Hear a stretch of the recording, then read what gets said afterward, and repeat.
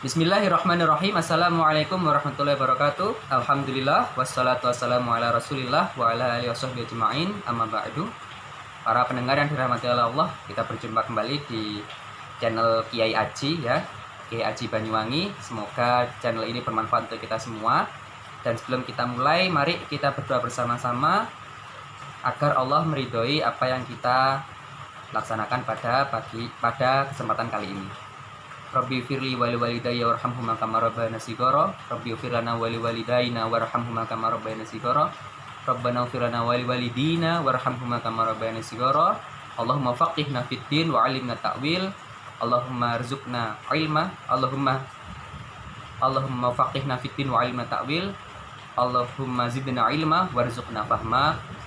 Allahumma iftah lana futuhal arifin al-kamilin al-wasilin bi rahmatika ya rabbal alamin. Alhamdulillah wassalatu wassalamu ala Rasulillah wa ala alihi washabbihi ajmain. Amma ba'du. Ya, kita bersyukur pada Allah ya, kita berterima kasih pada Allah Subhanahu wa taala karena dengan inayah, rahmat, karunia dan pertolongannya lah kita semua dapat berjumpa dalam keadaan sehat walafiat. Bagi yang sakit semoga Allah berikan kesembuhan, bagi yang rezekinya kurang lancar semoga Allah lancarkan setelah menonton video ini. Bagi yang memiliki rumah tangga semoga Allah berikan rumah tangga yang harmonis. Jika ada yang belum memiliki jodoh ya semoga Allah memberikan kemudahan untuk segera berumah tangga, amin ya rabbal alamin. Bagi yang belum punya anak semoga Allah berikan kemudahan untuk memiliki keturunan dan memiliki putra putri yang soleh dan solehah yang membantu mereka untuk meningkatkan kecintaan pada Allah, kedekatan pada Allah dan menjadikan mereka mulia di sisi Allah Subhanahu wa taala. Sholawat dan salam tak lupa kita curahkan, kita sampaikan pada Nabi Muhammad SAW, Nabi akhir zaman yang senantiasa menyayangi umatnya, senantiasa merindukan kita di telaga Kautsar ya, telaga Haud, yang semoga kita semua tergolong orang-orang yang melaksanakan sunnah-sunnahnya sehingga kita diterima oleh beliau SAW di telaga surga yang sangat indah ya, tidak bisa kita bayangkan dengan mata, tidak bisa kita bayangkan dengan indera kita, panca indera kita. Di atas itu semua ada ridho Allah yang itu lebih dahsyat lagi dari surga, atau itu adalah puncaknya surga. Maka mari kita semua berjuang untuk meraih ridho Allah Subhanahu wa taala. Amin ya rabbal alamin. Baik para masyayikh, para sesepuh yang mungkin hadir, para ulama, para kiai, para ustadz ya, para pembimbing spiritual, para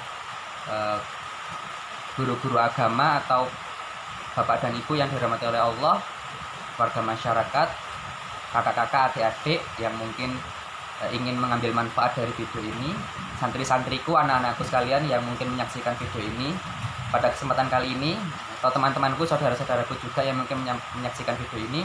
Pada kesempatan kali ini kita akan membahas tentang tauhid ya, secara sederhana ya, secara simple ya, secara mudah. Tauhid itu intinya adalah salah satu ajaran dari ajaran Islam yang pokok ya, terkandung dalam akidah keimanan kita. Bahkan itu juga merupakan rukun Islam yang pertama ya, tauhid itu merupakan rukun Islam yang pertama, yaitu syahadat, itu bagian dari ajaran tauhid juga. Tauhid pada Allah dan pengakuan terhadap kenabian Nabi Muhammad SAW, itu adalah isi dari syahadat yang kita baca, asyhadu an la ilaha illallah wa asyhadu anna muhammadar rasulullah, sebagai syarat untuk masuk Islam atau memeluk agama Islam ini.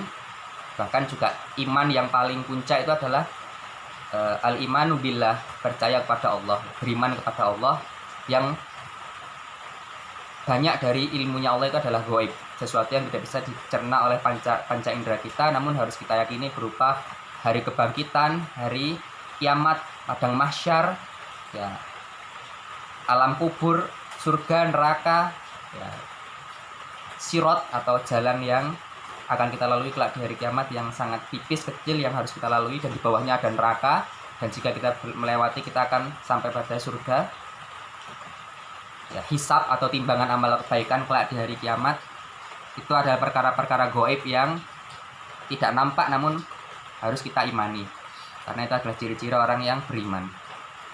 Ya, bahkan ihsan itu juga konsepnya berawal dari tauhid yang benar, tauhid yang utuh ya. Semakin seseorang meningkatkan keimanan, keislaman dan ihsannya, maka Allah akan meningkatkan pemahamannya terhadap tauhid. Namun dalam kesempatan kali ini kita tidak memperinci ya pemahaman tauhid di mata orang-orang yang sudah sangat-sangat memahami dan mengenal Allah, atau istilahnya adalah al-arif billah, orang yang mengenal Allah melalui Allah. Dalam artian Allah memperkenalkan diri mereka padanya sehingga dia mengenal Allah langsung tanpa perantara apapun, dan itu terjadi atas kuasa Allah Subhanahu wa taala, dan itu adalah berkah atau berkat mereka melaksanakan sunnah dari sunnah-sunnah Nabi Muhammad SAW. Karena tidak ada orang yang bisa menuju Allah kecuali melalui Rasulullah Shallallahu Alaihi Wasallam dan orang-orang yang mengikuti beliau, ya, orang-orang yang mengikuti beliau sampai hari kiamat. Ya. Jadi kunci dari tauhid ini ya adalah pemahaman kita yang mendalam terkait surat Al-Ikhlas, yaitu surat di antara surat-surat yang berada di akhir Al-Quran, yaitu surat yang ke-112 di halaman paling akhir, paling atas. Ya, di dalam surat ini dijelaskan tentang keesaan Allah, ya, yang Maha Esa. Di sini dijelaskan bahwa Allah berfirman, A'udzubillahi minasyaitonirrajim, Bismillahirrahmanirrahim. Qul huwallahu ahad. Katakanlah wahai Muhammad, huwallahu ahad. Dialah Allah yang Maha Esa. Itu yang harus kita pahami. Ini adalah ciri-ciri Tuhan. Ciri-ciri Tuhan itu ada di surat Al-Ikhlas. Yang pertama Esa. Satu, tidak ada sekutu. Tidak ada yang mempengaruhi Tuhan. Tuhan tidak bisa dipengaruhi oleh siapapun. Dia berkehendak sesuai kehendaknya, dan tidak ada sesuatu yang bisa membuat Tuhan berubah. Tuhan melaksanakan apa yang dia kehendaki, sekehendaknya, sekeinginannya, ya, berbuat sesukanya, sesuka dirinya. Tidak ada yang bisa satupun yang mengganggu atau merubah apa yang telah Tuhan tetapkan. Itu yang pertama. Allahus Somad yang kedua. Allah adalah tempat bergantung. Ya. Allah tempat bergantung. Artinya Allah Maha Kuasa, Allah Maha Kuat, Allah Maha Gagah, Allah Maha Mandiri, Allah Maha segalanya, sehingga seluruh makhluk itu bergantung padanya. Sedangkan dia tidak bergantung pada siapapun. Dia Maha Kuat, Maha Esa, Maha Kuasa, tidak butuh apapun dan tidak memerlukan apapun. Sedangkan kita semua makhluk yang fana, yang kelak akan lenyap, itu semua membutuhkannya dalam semua hal. Dalam wujud kita, dalam sifat kita, dalam tindakan kita, semua kita butuh Allah. Tapi Allah tidak butuh kita, karena Allah yang Maha Memberi, dan kita senantiasa membutuhkan Allah. Kita sadari maupun tidak kita sadari. Itu yang kedua. Yang ketiga adalah lam yalid walam yulad. Allah itu tidak beranak dan tidak diperanakkan. Karena beranak dan diperanakkan atau dilahirkan atau melahirkan atau punya anak atau menjadi anak dari seseorang itu adalah sifat makhluk, sifat manusia, sifat hewan, ya, dan sebagainya. Dan itu tidak layak disandarkan pada Tuhan. Karena seandainya Tuhan beranak dan Tuhan adalah anak, maka dia akan patuh pada orang tuanya. Seandainya dia punya anak, dia akan menyayangi anaknya. Dan ini tidak ada, ya, tidak ada dalam ajaran Islam. Tuhan itu tidak punya anak, ya. Semua ini adalah hamba Allah, ya, hamba Allah yang Allah ciptakan secara kun fayakun. Tuhan mengatakan ada, maka menjadi ada, ya. Di sini khitabnya fil mudhari', berarti selalu berkesinambungan, ya. Intinya Tuhan jika ingin sesuatu langsung mengatakan jadi, maka jadilah. Tidak perlu proses seperti manusia yang harus menikah, kemudian punya anak dan sebagainya, menyayangi anaknya. Tidak, Tuhan tidak seperti itu, ya. Tuhan Maha Suci dari keserupaan terhadap makhluknya. Tuhan tidak seperti makhluknya, tidak sama dengan makhluknya. Ini dijelaskan di ayat selanjutnya, di ayat terakhir. Walam yakul lahu kufuwan ahad. Tuhan tidak sama dengan dan tidak ada satupun yang menyerupainya. Nah, ini dijelaskan juga di ayat lain yang merupakan ayat yang kita jadikan pegangan dalam ilmu tauhid kita. A'udzubillahi minasyaitonirrajim. Laisa kamitslihi syai' wa huwas samiul basir. Dialah yang tidak ada satupun yang menyerupai Tuhan, yang mana Tuhan itu adalah maha melihat, maha mendengar. Ya. Maha melihat, maha mendengar. Tidak ada yang penglihatannya melebihi penglihatan Tuhan. Tidak ada yang pendengarannya melebihi pendengaran Tuhan. Bahkan sifat kita, sifat melihat, sifat mendengar itu adalah sifat yang Allah ciptakan secara sementara untuk manusia. Dan itu hanyalah sifat titipan yang kelak akan Allah mintai pertanggungjawaban. Bahkan pendengaran juga Allah adalah jadikan sifat pendengaran tadi adalah Allah ciptakan untuk manusia. Jadi itu sifat yang berupa makhluk, berupa ciptaan. Pendengaran itu adalah makhluk. Jika itu disandarkan pada manusia, maka itu juga kelak akan dipertanggungjawabkan. Allah mintakan kepada kita apa yang kita dengar selama di dunia ini. Hal-hal yang bersifat maksiat, hal-hal yang bersifat omong kosong, senda gurau yang tidak penting, atau hal-hal yang mendekatkan kita pada Allah. Hal-hal yang Allah ridhoi, hal-hal yang membuat Rasulullah SAW menjadi lebih dekat dengan kita sehingga kita senantiasa melaksanakan perintah-perintahnya dan menjauhi larang-larangannya. Atau apa ya, pendengaran dan penglihatan kita kelak akan ditanya dan dimintai pertanggungjawaban. Apakah kita sibuk memuaskan hawa nafsu kita dengan hal-hal yang menyenangkan, yang diharamkan dan tidak disukai oleh Allah, atau kita senantiasa menyibukkan diri dengan hal-hal yang wajib, sunnah, dan seandainya kita melaksanakan hal-hal yang mubah atau halal, kita tetap dalam kesadaran bahwa itu merupakan nikmat Allah, kebaikan Allah pada kita, dan kita diberi anugerah berupa berbagai nikmat yang wajib kita syukuri, dan kita juga selamanya tidak akan mampu mensyukurinya karena kita juga secara tauhid sifat syukur itu adalah juga milik Allah. Ya, kita hanya diberi titipan sifat syukur yang itu adalah makhluk yang Allah ciptakan sifat itu untuk dinisbahkan atau disandarkan kepada manusia. Tapi sebenarnya yang maha bersyukur itu Allah. Asy-syakur, yang maha bersyukur. Syukur itu artinya berterima kasih ya. Tuhan itu maha berterima kasih. Artinya ketika seseorang memberi Tuhan berupa ibadah atau amal baik atau sedekah atau apapun yang seakan-akan kita memberikan kepada Tuhan, padahal Tuhan sebenarnya tidak bisa kita beri.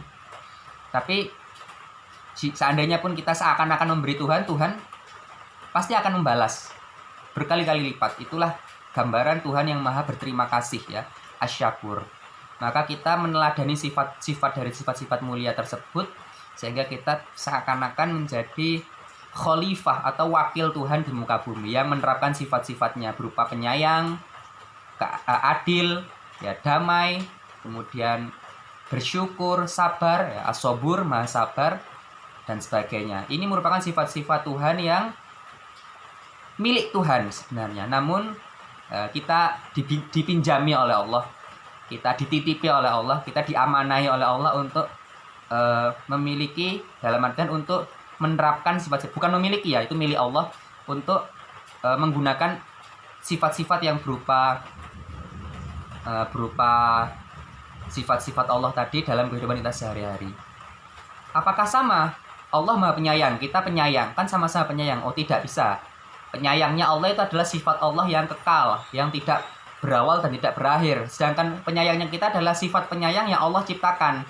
Ya, sifat penyayang itu adalah Allah ciptakan untuk manusia. Jadi tidak bisa kita bandingkan ya antara sifat kita yang hanya satu titik, ibaratnya sebuah debu, dengan lautan kasih sayang Allah yang tidak bisa kita jangkau dengan akal, pikiran, dan nalar kita. Bahkan seandainya Allah tampakkan kasih sayangnya kepada kita, maka hati kita akan meleleh karena saking kagumnya dengan Tuhan yang maha mencintai seluruh hambanya secara umum. Namun kita kadang menolak cintanya dan kita justru memilih neraka kita sendiri. Padahal Tuhan menyuruh kita untuk menuju surga.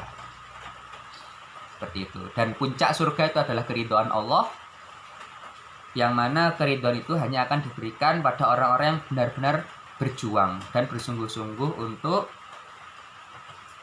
mendekatkan diri pada Allah. Allah berfirman, a'udzubillahi minasyaitonirrajim, bismillahirrahmanirrahim, fa'alhamaha fujuraha wa taqwaha qad aflaha man zakkaha wa qad khaba man dassaha. Sungguh beruntung orang-orang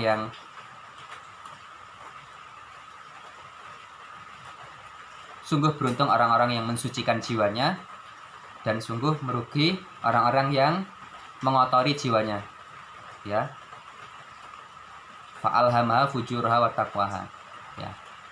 Tuhan memberikan ilham melalui para malaikat untuk berbuat ketakwaan, dan ilham melalui para setan untuk berbuat kefasikan. Jadi ilham itu tidak selamanya baik ya, kadang dari malaikat berupa kebaikan, kadang berupa setan berupa keburukan ya, ketakwaan dan kefasikan, kebaikan dan keburukan. Ini adalah ilham. Jadi kadang-kadang ilham itu juga tidak selamanya baik. Maka jika kita mengikuti ilham dari para malaikat yang itu berupa petunjuk dari Allah, maka kita akan bersih jiwanya. Sedangkan jika kita cenderung mengikuti yang buruk, maka kita akan kotor jiwanya. Nah, ketika kita kotor, maka kita perlu dibersihkan ya. Cara Allah membersihkan kadang adalah dengan memberi kita hal-hal yang tidak kita sukai, yang menjadikan kita sedih, menjadikan kita galau dan cemas. Maka kita tidak perlu khawatir, seluruh kesedihan, kegalauan, kecemasan, kekhawatiran, rasa takut, atau sakit, atau bahkan duri yang menusuk kaki kita, dalam sebuah riwayat dijelaskan seperti itu akan menghapus dosa-dosa kita, membersihkan kotoran-kotoran dalam jiwa kita. Jadi kita harus tetap bahagia apapun yang terjadi. Kebaikan, maka kita bersyukur. Kita mendapatkan musibah atau sesuatu yang menurut kita buruk, itu membersihkan dosa-dosa kita, dan kita harus berterima kasih jika dosa kita sudah Allah bersihkan di dunia, daripada kita mendapatkan masalah kelak di akhirat. Mending kita di dunia Allah bersihkan sehingga kita nanti bisa masuk surga tanpa hisab, langsung masuk tanpa dihitung. Itu untuk orang-orang yang istimewa, untuk orang-orang yang dosanya sudah Allah ampuni. Maka mari kita, sebaik apapun kita, sesoleh apapun kita, sebanyak apapun ibadah kita, jangan kita merasa sudah baik. Kita harus tetap bertobat dan minta maaf terhadap su'ul adab kita ya. Su'ul adab kita terhadap Allah, kurangnya adab kita terhadap Allah. Entah itu berupa ketaatan yang kurang maksimal dalam hal kekhusyuan dan kualitas, atau kuantitasnya kurang maksimal dan sebagainya. Atau mungkin kita mendahulukan sesuatu yang ingin Allah akhirkan, atau kita mengakhirkan sesuatu yang ingin Allah dahulukan. Maka kita mohon ampun pada Allah. Maka ya, Al-Fakir ijazahkan bagi yang berkenan untuk membaca istighfar 100 kali pada pagi hari dan sore hari. Astagfirullah, astagfirullah, astagfirullah. Harapannya agar apa? Agar kita menjadi orang-orang bertauhid, dan Allah, dengan cara Allah mengampuni dosa kita. Semakin Allah mengampuni dosa kita, maka jiwa kita semakin bersih. Semakin jiwa kita bersih, maka semakin mudah juga kita merasakan kemahaesaan Allah yang maha suci, yang tidak bisa dibandingkan dengan makhluknya, yang hina, lemah, dan kelak akan sirna ini ya. Maka dari itu mari kita baca juga surat Al-Ikhlas sebanyak-banyaknya ya. Kita jangan lupa juga kita renungkan secara mendalam yang ada dalam kandungan ayat-ayat tersebut, dan kita baca berkali-kali ya. Boleh 10 kali, boleh 20 kali, boleh 30 kali. Dalam sebuah riwayat dijelaskan, seseorang yang ingin istana surga hendaknya dia membaca 10 kali. Maka sahabat Umar bin Khattab, ya kita ringkas saja karena ini bukan kajian ilmu hadis, ini kajian singkat saja. Bagaimana kalau kita baca lebih dari itu? Intinya ridha Allah itu lebih dari. Nah, ini gambaran bahwa seseorang jika membaca 10 kali akan mendapatkan tiket berupa istana surga. Entah kemudian dia bermaksiat kemudian menghancurkan istananya sendiri, wallahu a'lam. Tapi jika dia memperbanyak 20, 30, 40, maka seakan-akan dia sudah membangun surga yang sangat besar, sehingga dia terbang dari surganya itu menuju hadirat wilayah Tuhan yang maha suci, yang itu adalah puncak surga yang tidak bisa dijangkau oleh penglihatan ya. Yang dijelaskan oleh Syekh Abdul Qadir Al-Jailani dalam kitab Sirul Asrornya, yang kami dapatkan ijazahnya dari kiai kami di Banyuwangi. Di situ tidak ada bidadari, di puncak surga itu tidak ada bidadari ya. tidak ada istana, tidak ada susu, tidak ada makanan, tidak ada buah-buahan, tidak ada apapun selain kenikmatan bersama dengan Allah yang Maha Suci. Ya, kenikmatan untuk memandang Allah yang Maha Suci. Dan itu hanya bisa terjadi kelak di akhirat.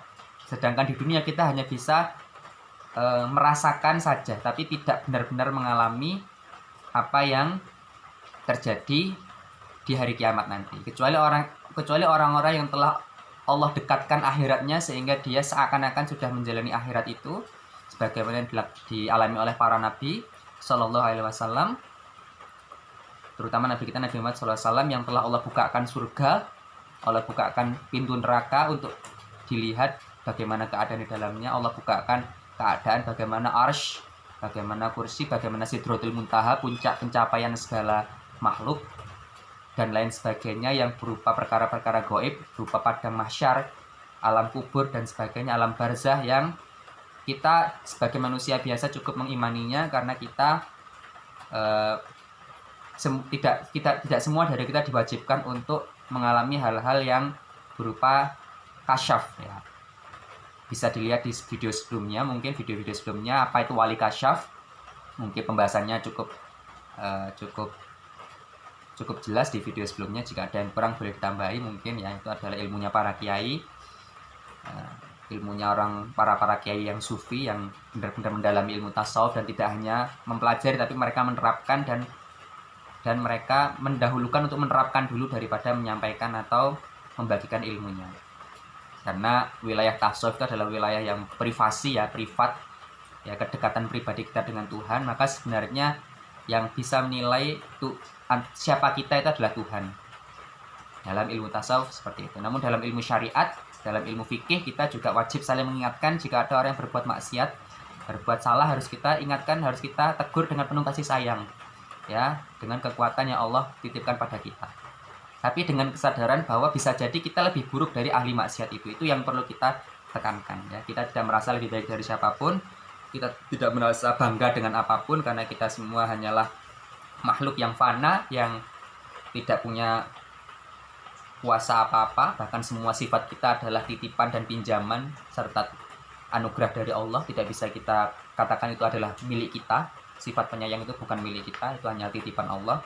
Dan tidak ada dalam diri kita apapun, kita tidak memiliki apapun. Maka kita disebut al-fakir ya, tidak memiliki apapun, dan kita senantiasa fakir, miskin, butuh kepada Allah. Miskin itu butuh kepada Allah, tapi ini bermakna transenden ya, artinya spiritual. Bukan kita kemudian miskin secara masyarakat, kita tidak punya uang, tidak seperti itu ya. Maksudnya adalah dalam harta yang bergelimang, seandainya harta kita bergelimang tapi hati kita tetap sadar bahwa itu milik Allah dan kita tidak berhak atas apapun terhadapnya.